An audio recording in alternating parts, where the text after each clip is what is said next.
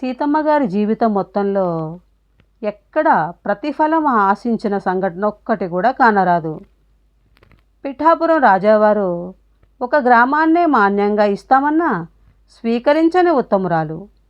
ఒక సందర్భంలో ఈమెకు లభించిన అన్నదాన పుణ్యఫలాన్ని ఒక మంచి పని కోసం దారపోసిన త్యాగశీలి సీతమ్మ. తనకు నష్టం కలిగినా, కష్టం వచ్చినా, మరొకరికి లాభం చేకూరుతుందంటే సంతోషించే మనసు. చరిత్రలో ఇంత గొప్ప వ్యక్తిత్వం మరెక్కడా కనిపించదు.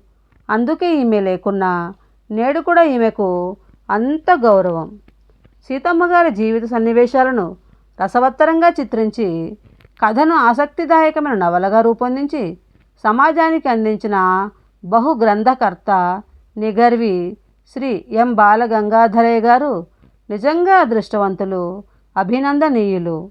వారి అక్షర కృషికి శాశ్వత ఫలితం లభిస్తుందని ఆశిస్తూ సెలవు. ఎస్ఆర్ పృథ్వీ.